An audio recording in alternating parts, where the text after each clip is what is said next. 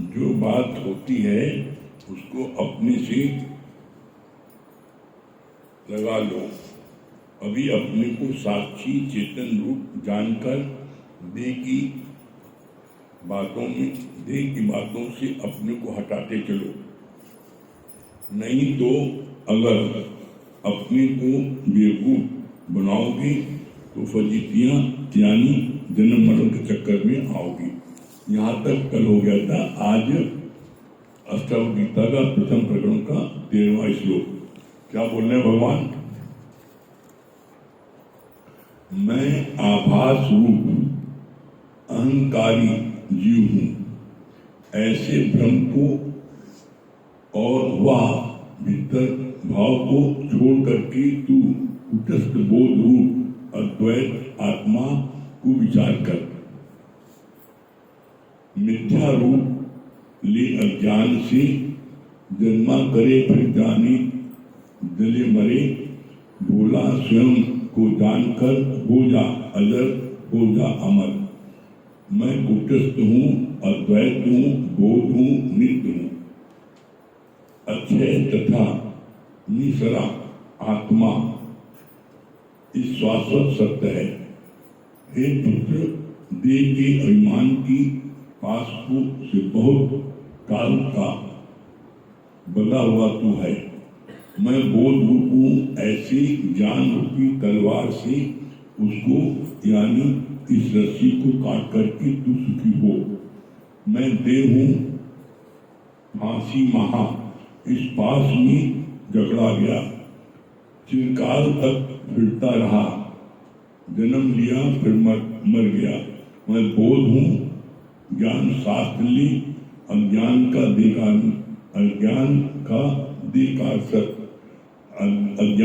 दिकाट सत। स्वच्छंद हो, निर्द्वंद हो, आनंद कर सुख से विचर। अभी इसमें बोला अहम और मम, ये तुम्हारे अंदर के दो भाग हैं, यानी एक अहंकार, एक मेरापन। दादा भगवान ने 3 रूप बताए, अहंता, ममता, कर्ता। यहाँ क्या बोला भगवान ने? तुम अज्ञान के कारण 84 लाख योनियों में भटक रहे हो। अज्ञान कारण तो ज्ञान की तलवार से अज्ञान को काटो। अज्ञान क्या है? मैं जीव हूं, ये अज्ञान है। और इसी जीव होने के कारण तुम 84 लाख योनियों में भटक रहे हो। तो बोला भगवान ने, क्या बोला प्रभु ने? इस अज्ञान को, मैं जीव हूं, इस अज्ञान को ज्ञान की तलवार से काटो और बोलो मैं कौन हूं? आई एम दैट, मैं वो आत्मा हूं। अपने को ये जानो। कैसे जानोगे? ये जान सकते हो एकमात्र सदगुरु के ज्ञान से। बाकी तुम सोचो कि हम किताब पढ़ लें, अपने से पढ़ लें, तो नहीं हो पाएगा। कितना अच्छा बोला, मैं कुटस्थ हूं, अद्वैत हूं, बोध हूं, नित्य हूं। कुटस्थ मतलब मैं किसी में आसक्त नहीं हूं, मैं निरासक्त हूं। अद्वैत हूं, द्वैत मेरे में नहीं है, ब्रह्म में अद्वैत है। बोध हूं, अपने को बोध मानो। बोध में कौन सा जैसे होता ना, उनको विवेकानंद को बोध हुआ। क्या बोध हुआ? उन्होंने अपने को कई दिन तक भूखा रखा। सोचा भूखा रखे तो भगवान प्राप्त होगी, बड़ा भूखा रखा अपने को। तो जब उन्होंने ग्रहण किया अन्न का, तो उनको बड़ी तृप्ति हुई। तो उनको बोध हुआ कि भूखे रहने से भगवान की प्राप्ति नहीं होगी। भूखे रहने, सहज में अंदर वाला परमात्मा भूखा है और तुम उसको भूखे रखे हो, भगवान प्राप्ति आएगी। अगर भूखे लोगों को प्राप्ति आती तो कितने भीख मंगे जो उनको खाने नहीं मिलता, उन्हें प्राप्त हो जाए। अगर जल में प्राप्त हो जाती है कि जल में प्राप्त हो जाएगी, तो मछलियां तो जली में रहे तो वो प्राप्त हो जाए। अगर आकाश में भगवान बैठा है तो पक्षी सब उड़ता है, उन्हें भगवान प्राप्त हो जाए। भगवान कहीं, भगवान सर्वत्र है, तुम उसे कहाँ ढूंढ रहे हो? और तुम जो ढूंढ रहे हो तुम स्वयं भगवान हो, तुम ढूंढ किसे रहे हो? ये ब्रह्म ज्ञान क्या है? Pathless land. पाथलेस लैंड क्या बोल रखता है?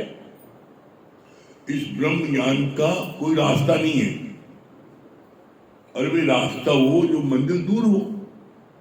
भाई आपका घर मनमोहन पार्क के पास में है तो आप यहां से मनमोहन पार्क में जाओ। अब आपका घर यही है जहां बैठे हो तो कहां जाओगे? अगर आप कहीं जाओगे तो अपने घर से दूर जाओगे। इसी तरीके से यू आर ऑलरेडी गॉड, तुम पहले से ही भगवान हो। तो भगवान को प्राप्त करने के लिए कहां जाओगे? इसे बहुत सुंदर बात मैंने बताई, बहुत ही इंपॉर्टेंट बात। सूना सकना कोई नहीं हर के अंदर लाल, और मूरख गढ़ खोले नहीं करनी भय कंगाल। कोई ऐसा नहीं है जिसके अंदर परमात्मा आत्मा नो, सब के अंदर है। लेकिन संतों से लोगों को आनंद की प्राप्ति क्यों होती है? बोला जैसे अग्नि में, जैसे हर लकड़ी में अग्नि है, हर लकड़ी में अग्नि है, लेकिन जो लकड़ी जलती रहती है चूल्हे में, उस चूल्हे की लकड़ी के ऊपर आप जो है दूध उबालो, खीर बनाओ तो तुम्हें ताकत देगी। तो जो लकड़ी चूल्हे में जल रही है उस लकड़ी से आप जो है उसको उपयोग में ला सकते हो। लेकिन कोई ऐसी लकड़ी नहीं जिसमें अग्नि न हो। अग्नि सब में है, लेकिन क्या उससे खीर पकेगी? नहीं पकेगी। तो जो लकड़ी जल रही है उस लकड़ी के ऊपर तुम खीर चढ़ाओगे तो पकेगी और तुम खाओगे, ताकत मिलेगी। इसी तरीके से प्राणी सब है, लेकिन सद्गुरु कौन है? सद्गुरु वो है जिसके अंदर से वो परमात्मा तत्व जग गया है। और परमात्मा तत्व क्या है? वो है लाइट। परमात्मा क्या है? लाइट। इसलिए बोला गया सद्गुरु किसे बोलते हैं?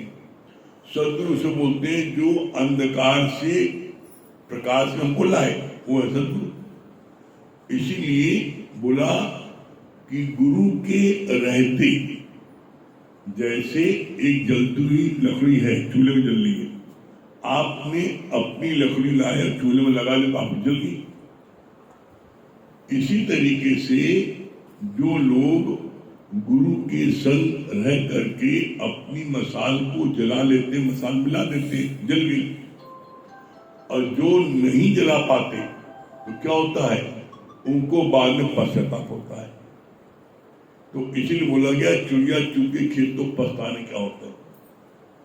वक्त रहते अपनी मसाल को जलाना ये बुद्धिमानी है। फिर क्या बोला? बोला मैं बोध हूं ज्ञान शास्त्र ली, अज्ञान का अधिकार सट।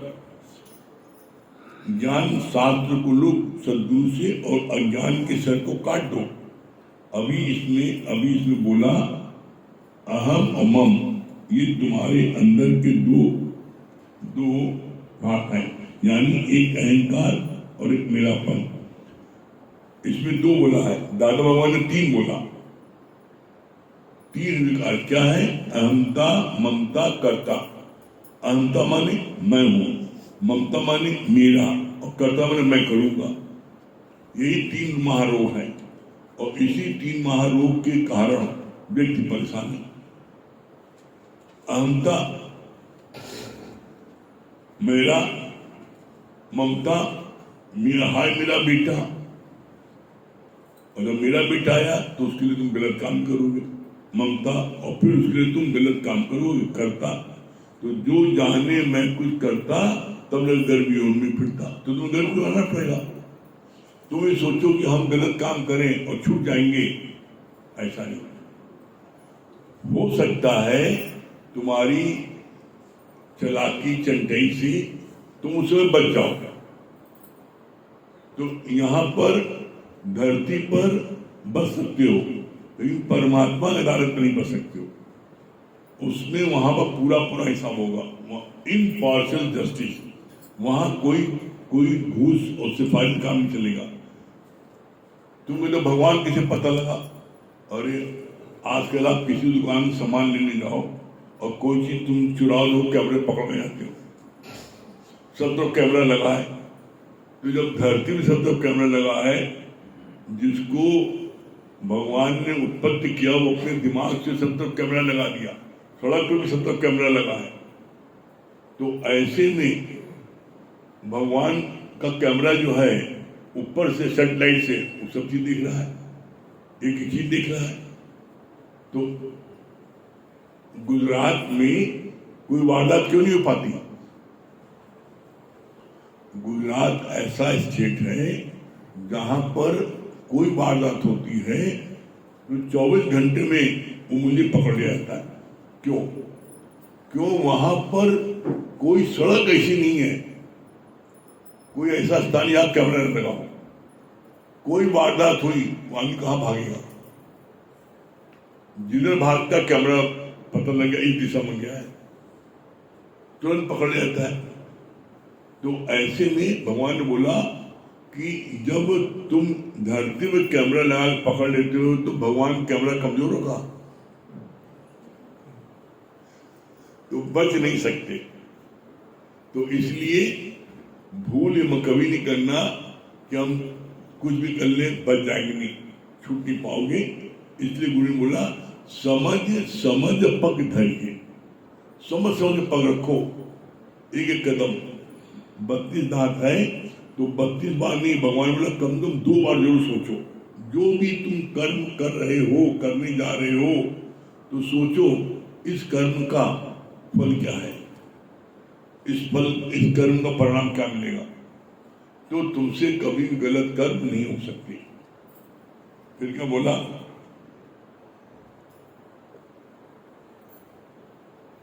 अभी इसमें बोला अहम अमम, ये तुम्हारे अंदर के दो भ्रांत है, यानी एक अहंकार, एक मेरापन। दादा भगवान ने 3 रोग बताए, अहंता, ममता, कर्ता। जहां अहम है वहां मेरापन, संभाव आता है ज्ञान से, फिर कर्तापन भी नहीं आएगा।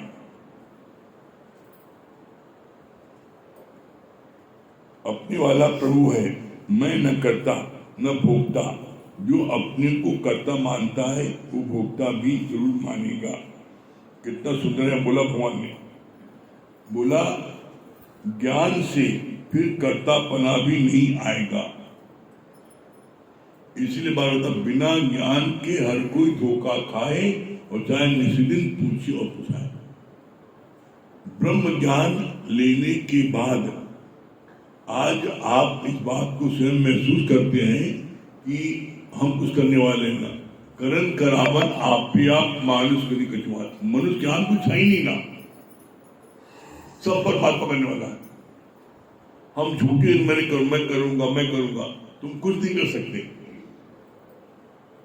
यहां तक आप देख लो, एक कील ठोकना चाहते हो घर में कहीं पर, नहीं ठोक पाते। जब उसका समय आएगा तभी कील ठुकती है।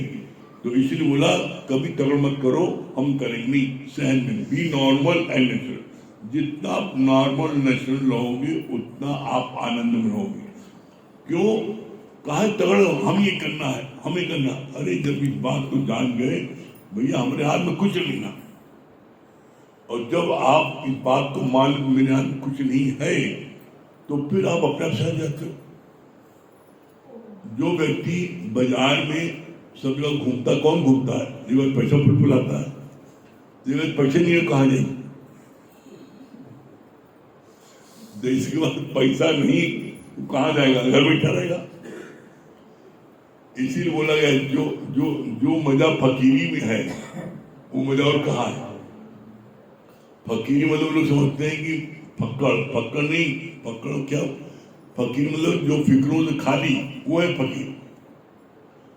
तो फिक्र से खाली होते नहीं। हमें लड़की की शादी करनी है, हमें लड़कों को पढ़ाना है। अरे तुम पढ़ाने वाले हो, तुम्हें कौन पढ़ा रहा है, तुम्हें कौन खिला रहा है?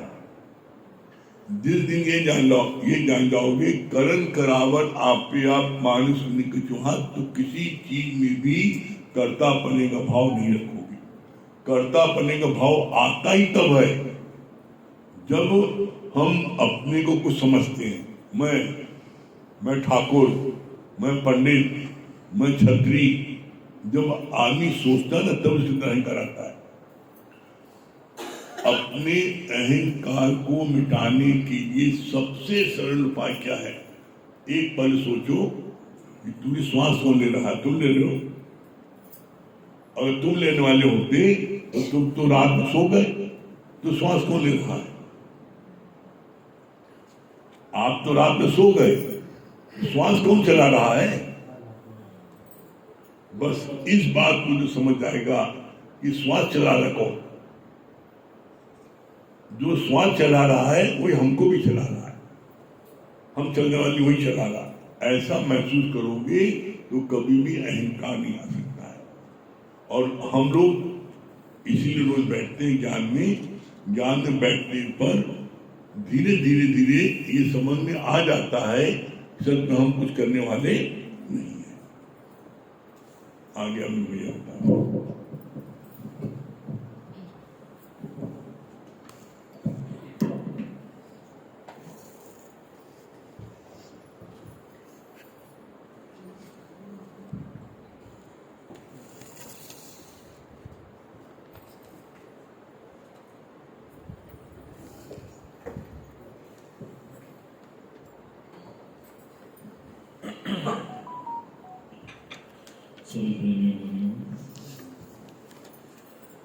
देखिए, जैसे भी बात चली, करन करावन आपे आप, हम मानुष के कछु नहीं है। हर व्यक्ति परमात्मा का प्रिय तो होना चाहता है, लेकिन प्रिय होने के लिए क्या क्वालिफिकेशन है उसको नहीं जानता। जैसे एक बार किसी ने बांसुरी से पूछा कि एक बात बताओ, क्या कारण है कि तुम परमात्मा की इतनी प्रिय हो? तो कितनी सुंदर बात उसने कही। उसने कहा 3 कारण है। कहा बताओ? कहा पहला कारण है मैं बिना बजाए बजती नहीं। अच्छा। कहा दूसरा? कहा मैं अंदर से खाली। बहुत सुंदर। और कहा तीसरा? कहा मेरे अंदर कोई गांठ नहीं। बहुत सुंदर। अब गुरुजी ने क्या प्रश्न किया? जैसे उसने बोला मैं बिना बजाए बजती नहीं। अब तुम सोचो कि तुम भी परमात्मा की मर्जी से कार्य करते हो, हर जगह परमेश्वर को आगे रखते हो। सोच के देखो। आज भी अगर तुम माइन्यूटली ऑब्जर्व करोगे तो क्या होगा? तुम पाओगे कि 90% कार्य तुम अपनी ही मर्जी से करो। केवल 10% का, वो भी जब तुम उसमें असफल हो जाते हो तब तुम करते हो जैसी प्रभु की इच्छा। गुरु क्या कहता है? पहले क्यों नहीं कह देते जो तेरी इच्छा वही मेरे लिए अच्छा? ज्ञानी पहले ही कह के बैठा है जो तेरी इच्छा। पहले भी बात चली है, वो सिग्नेचर दे के बैठा है।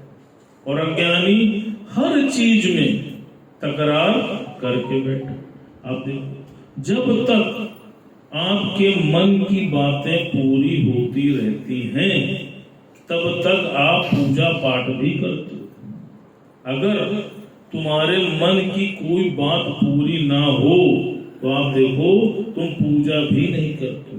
यहां तक देखा है कि किसी के घर में किसी के बेटे का शरीर शांत हो गया तो उन्होंने क्या किया? उन्होंने मूर्ति को उठा के बाहर फेंक दिया, जब तुम्हारी जरूरत नहीं, तुम जाओ। आप सोचो, तो तुम क्या परमेश्वर की इच्छा से चले? अगर तुम परमेश्वर की इच्छा से चले तो दुख का कारण तो है, दुख है ही वहां कि उसकी इच्छा कुछ और है और तुम्हारी इच्छा कुछ और है। अगर मोटी भाषा भी समझो तो उसकी इच्छा से बड़ी कोई इच्छा हो सकती है? बताओ, तुम्हारे पिता की इच्छा कुछ और तुम्हारी इच्छा कुछ हो तो तुम मान पाते हो, मना पाते हो? अल्टीमेटली वहीं पर आ जाते हो। देखो मैं बैठा हूं कि नहीं, मैं कहां सत्संग आता था, लेकिन पिताजी की इच्छा थी कि तुम्हें आना है, तो अल्टीमेटली क्या हुआ, मुझे आना पड़ा। इसी प्रकार तुम परमेश्वर से अपनी इच्छा को मिला, सिंपल सी विधि है। इसीलिए गुरु ने कहा शुक्राना और मुस्कुराना, चुपचाप हर चीज में परमात्मा का थैंक्स अदा करते चलो। तेरे हवाले मेरी गाड़ी, तू जाने तेरा काम जाने। जब जब तुम्हारा अहंकार जनरेट होता है, तुम ये सोचते हो मैं करने वाला हूं, तभी तभी तुम्हें मुंह की खानी पड़ती है। तो पहला बोला कि मैं बिना बजाए बजती नहीं। इसी प्रकार जो परमेश्वर तुमसे कार्य कराता है उस कार्य को करते चलो। अर्जुन की तरह परमात्मा को अपना सारथी बना दो, जैसे अर्जुन ने बनाया था। जिसका सारथी भगवान है, आप सोचो क्या वो जीवन के किसी भी प्लेटफॉर्म पे हार सकता है? नहीं हार सकता। फिर दूसरा क्या बोला, कहा मैं अंदर से खाली हूं। अपने अंदर झांक के देखो कितने भरे पड़े। मौका मिलेगा तो बताएंगे, मौका मिलने दो, देखो। और किसी मौके पे कोई छोड़ता नहीं, पूरा चौका मारता है, देखा है। चाहे वो घर हो, चाहे वो परिवार हो, और चाहे वो सत्संग हो, हर आदमी, क्यों, कोई किसी से भरा पड़ा। अब बांसुरी खाली है तभी तो उससे आवाज सुरीली आती है। जब तुम अंदर से भरे पड़े हो तो तुम्हारी वाणी कितनी तीखी होती जाती है, चाह के देखो। तुम्हारी वाणी से सबसे पहले तो मिठास खत्म हो जाती। कभी आप आजमा लेना, किसी के लिए भी मन में भरे हो तो आप देखना सबसे पहले मिठास खत्म हो जाएगी, आकर्षण खत्म हो जाए, रूखापन आ जाए, कर्कशता आ जाती है। आप देखो क्यों, क्योंकि अंदर जो होगा वही तो बाहर आएगा। और कड़वी चीज किसी को अच्छी लगती है क्या, बताओ? करेला खाने को नहीं कितने लोग खाते हैं, और मीठा खाने को नहीं दूसरा खाते हैं। तो इसी प्रकार जब तुम अंदर से खाली हो जाते हो तो तुम्हारी वाणी में मिठास आ जाती है। अब अंदर से खाली हो क्यों नहीं पाते? अपने अहंकार के कारण। क्यों? क्योंकि तुम्हारी मर्जी कुछ और है और जिस व्यक्ति ने कार्य किया उसकी मर्जी कुछ और, तभी तो तकरार है। वहां पर अगर तुम परमात्मा की मर्जी समझकर उसको एक्सेप्ट कर लो तो कहीं से भरोगे क्या, आप बताओ। दूसरी बात आप सोचो, भारी वस्तु पानी में डूब जाती और हल्की वस्तु पानी में तैर जाती। आप सोचो इतना बड़ा समुद्र होता है, पूरा समुद्र मिल के भी एक गुब्बारे को नहीं डुबो सकता। क्यों? क्योंकि वो हल्का होता है, तुम भी हल्के हो। ये क्या है? ये भव सागर है। तुम भारी हुए नहीं कि डूबे नहीं। गुरु की शरण आ गए, अब क्या करना है? सिर्फ विचारों से खाली हो जाओ। विचारों से खाली हो जाओ, जीवन का आनंद पा जाओ। तीसरा क्या बोला? कहा मेरे अंदर कोई भी गांठ नहीं है। अपने अंदर झांक के देखो, 20 साल पुरानी भी गांठ आज तक पड़ी है। पैसा मारेगा छोड़ब नहीं, मौका मिले। मेरा अपमान किया था, घर में गए थे, पानी नहीं पूछा था भैया, बहुत तीखा बोला, 20 साल पुराना, उसको रगड़ रगड़ के सोच सोच के तुमने क्या किया, उसको पूरी नाली बना।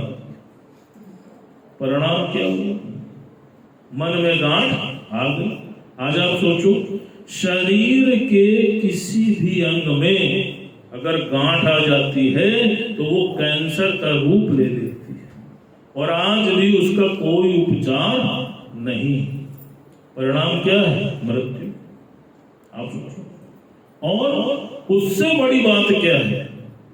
कैंसर की गांठ को तो तुम सीटी स्कैन से देख सकते हो, एक्सरे से देख सकते हो, लेकिन मन की गांठ के लिए वो भी फेलियर है। ना वो सीटी स्कैन से दिखती है और ना वो एक्सरे से दिखती है। वो सिर्फ गुरु के सम्मुख आने के बाद तुमको दिखाई पड़ती है। आप देखो, यहां तक भगवान ने बोला, कहा सोचो, दिमाग की जो नसें होती हैं वो बाल से भी ज्यादा महीन होती, और ज्यादा चिंतन करने से क्या होता है? वहां पर गांठ पैदा हो जाती है। और जिसको दिमाग में गांठ हो जाती है, आप पता कर लें, उसका जो इलाज होता है 5 साल तक निरंतर दवा खानी पड़ती है। और अगर एक सेशन भी दवा का छूट गया तो फिर से 5 साल खानी पड़ती। सोचो, उस दिमाग की गांठ को डिसॉल्व करने के लिए तुमको नित्य सुबह शाम दवा खानी पड़ती है। मन की गांठ कैसे डिसॉल्व हो? एक बार सत्संग सुनोगे हो जाएगी? बताओ। जब दिमाग की इतनी छोटी सी गांठ के लिए 5 साल तक सुबह शाम दवा खाओ और एक भी बार छूट जाए तो फिर 5 साल खाओ। मन की गांठ जो अदृश्य है, जो दिख नहीं रही है, जो सबसे ज्यादा परेशान कर रही है, वो कैसे डिसॉल्व हो? सिर्फ एक विधि है, गुरु की वाणी से। जब ये तेज धारावत ज्ञान तुम्हारे अंदर जाता है तो तुम्हारे अंदर की सारी गांठों को खोल जाता है। लेकिन कब? जब तुम नित्य का सत्संग मन मना भाव से लो। अब आप देखो, अगर तुम परमात्मा का परम प्रिय होना चाहते हो तो अपने अंदर ये तीनों गुण ले लो। जैसे बांसुरी उनके होठों के पास होती है, वैसे तुम भी परमात्मा के चरणों के पास रहो। लेकिन कंडीशन यही है, बिना बजाए बजना नहीं, अंदर से खाली हो जाना और मन में कोई गांठ आने न दे। सबको माफी दे दे। देखो, जिसने माफी दे दी है वो टॉफी खा रहा है। बताओ, दी है कि नहीं माफी? दे दो, सब गांठ खोल दो आज, फिर ये मौका नहीं मिलेगा। माफ कर दिया? नहीं मानेंगे सर। गुरु की आज्ञा शर्माते हम मानव न, चाहे जितना चिल्लाओ।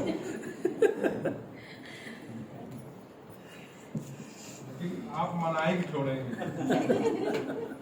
यही तो कंपटीशन है। हम होंगे कामयाब।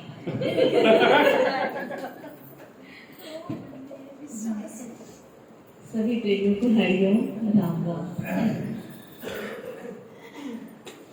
जागी रे जागी, भाग्य मेरे जागे, सतगुरु के संग नाता छोड़ के हो। जागी रे जागी, भाग्य मेरे जागे, सतगुरु के संग नाता छोड़ के हो। जागी रे जागी, भाग्य मेरे जागे, सतगुरु के संग नाता छोड़ के हो।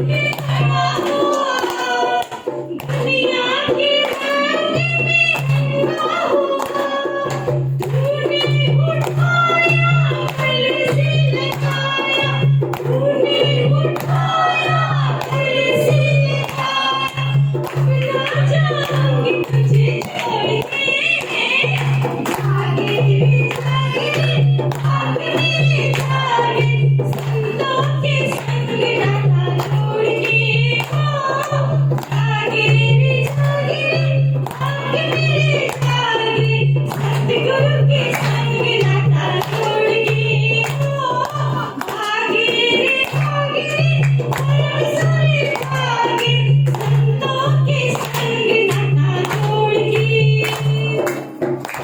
आया के बंधन सच्चे नहीं, जो कोई आया टूटे नहीं, आया के बंधन सच्चे नहीं, जो कोई आया टूटे नहीं, तू ही किनारा, तू ही सहारा, तू ही किनारा, तू ही सहारा, आ जाओ अब ऐसे कोई, जागे रे जागे, जागे रे जागे, सतगुरु के संग नाता जोड़ के, जागे रे जागे, जागे रे जागे, संतों के संग नाता जोड़ के, जागे रे जागे, बरसाने जागे, संतों के संग नाता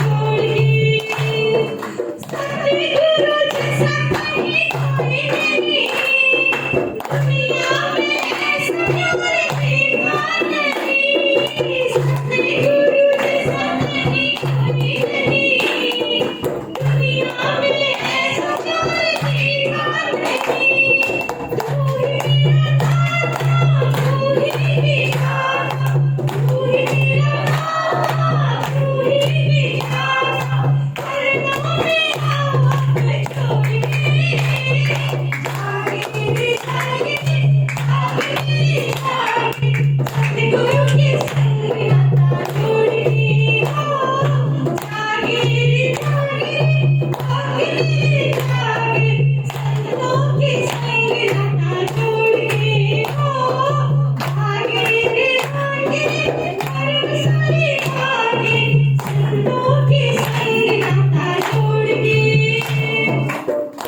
तुझसे है पाई मैंने प्रीत सच्ची, मेरी गैया है तो मैं कैसे बची, तुझसे है पाई मैंने प्रीत सच्ची, मेरी गैया है तो मैं कैसे बची, नाचो मैं गाऊं सबको सुनाऊं, नाचो मैं गाऊं सबको सुनाऊं, आ जाओ अब ऐसे छोड़ के, जागे रे जागे, जागे रे जागे, सतगुरु के संग नाता जोड़ के, जागे रे जागे, जागे रे जागे, संतों के संग नाता जोड़ के, जागे रे जागे, बरसाने जागे, संतों के संग नाता जोड़ के, जागे रे जागे, जागे रे जागे, सतगुरु के संग नाता जोड़ के। हाँ काट के भैया क्या बोल रहे हैं? अरे गुरुजी में बात मुझे लगी कि हम कुछ नहीं करते, सब भगवान करते हैं, हम जब सोते हैं हमारी वो सांस भी लेते हैं, हम कुछ नहीं करते, करने वाले सब भगवान। हाँ सत्य भैया क्या बोल रहे हैं? मुझे ये बात अच्छी लगी, प्रभु जो तेरी इच्छा वो मेरे लिए अरे अच्छा। बहुत गुरु गुरु बोल मन गुरु का नाम ले, हरि बिसरे गुरु कभी नाम बिसरे, हरि बिसरे गुरु कभी नाम बिसरे, गुरु गुरु बोल मने गुरु गुरु बोल रे, गुरु गुरु बोल मने गुरु गुरु बोल रे, गुरु ब्रह्मा गुरु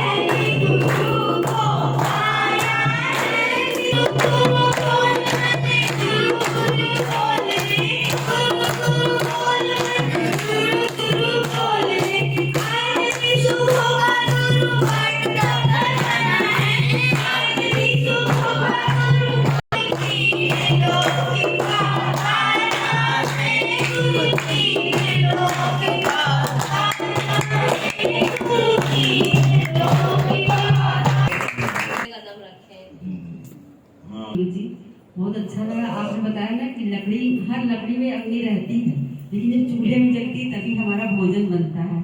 उसी तरह हम गुरु के सत्संग में आएंगे, मशाल तभी जलेगी हमारी, नहीं ऐसे नहीं जलेगी। ये बात बहुत अच्छी। एक में लकड़ी जो जब तक रहती है तो लाल रहती है, और जब चूल्हे से निकलती है तो वो काली हो जाती है। इसी प्रकार जब हम सत्संग में आते हैं तो कैसे लालो लाल रहते हैं, और गुरु के वचनों को सुनकर और जब आत्मसात करते हैं शांति आनंद प्रफुल्लता मिलती है। भैया बहुत अच्छा बताया ना, कहे कि देखिए मन में जो गांठ रहती है वो एक्सरे से भी नहीं देखी जा सकती है, वो अदृश्य है। इसी प्रकार गुरु की वाणी अदृश्य है, तो अदृश्य ही अदृश्य को काटता है। बहुत अच्छी बात लगी कि अपनी मसाल को गुरु की मसाल से जला लें गुरु के रहते। और भैया की एक बात बहुत अच्छी लगी कि हमेशा गुब्बारे की तरह, गुब्बारा कभी भी जो है डूब नहीं सकता है, समुद्र में पूरा समुद्र में डुबाना चाहिए। बहुत अच्छी बात लगी। गांठ जो है एक्सरे में भी नहीं आती, पर जो गुरु है, गुरु के पास आने से तभी वो गांठ खुलती है। ये बहुत अच्छा लगा। हम ब्रह्म ज्ञान ले लेंगे तो हमारे अंदर से कर्ता पने का भाव नहीं आएगा। अन्य सत्संग आएंगे तो हमारे गांठ अंदर से गांठ नहीं पड़ेगी। मैं कुछ करता तो गर्भ योनि में पड़ता। हम कितनी भी चालाकी इस धरती पे करके बच जाएंगे, पर उस परमात्मा से नहीं। इसलिए सोच समझ के पढ़ेगा। भैया की सारी मतलब कहते नहीं कि गुरु के दरबार में आकर ही सारी गांठें खुल चुकी हैं। इसी पे एक भजन नहीं है, गुरु तेरे दरबार आते ही आते मेरे मन का सारा भरम मिट गया है। मुझे चांद तारों की परवाह नहीं है, मुझे मेरा राधे रमण मिल गया। बहुत अच्छी बात लगी कि अज्ञान जो है तो ज्ञान की तलवार से हम उसको, जो मेरे जीवन अज्ञान है वो ज्ञान की तलवार से हम उसको काटें। और दूसरी बात बहुत अच्छी लगी, जैसे भैया गांठ वाली बात बताई कि मुरली जो बंसी जो थी वो कब भगवान के पास है, जब उसके अंदर कोई गांठ नहीं था। इसी तरीका हमारे जीवन में कोई गांठ नहीं रहेगा तभी हम आगे बढ़ सकते हैं। अगर गांठ रहेगा तो ऐसे रुकावट हो, जैसे 5 साल की दवाई बताए ना, खाते रहेंगे। और दूसरी बात तो भगवान परमात्मा की रजा में हमेशा रहना। अच्छी बात बताइए कि करण करावा ना पाए आप मानुष का नहीं कछु हाथ। जैसे कि हम कर रहे हैं तो करा कौन रहा है, तो अंदर वाला बोलता है हम पढ़ा रहे हैं, हमको कौन पढ़ा रहा है, हम खिला रहे हैं, हमको कौन खिला रहा है बाबू। ये आपके सानिध्य में आने के बाद ये पता चला, अंदर से निकलता है ना कि you explain so well that no answer है। हम दूर यहाँ से जा रहे हैं तो अपना मकान छोड़ जा रहे हैं, तो आपने बहुत अच्छा कहा कि तो हम ऑलरेडी भगवान हैं। अगर हम भगवान को ढूंढने जा रहे हैं तो हम खुद भगवान से दूर जा रहे हैं। वो अच्छा भैया है कि बांसुरी जब खाली होती है तभी सूर्य आवाज निकलती है, अगर खाली नहीं सूर्य आवाज नहीं निकलेगी।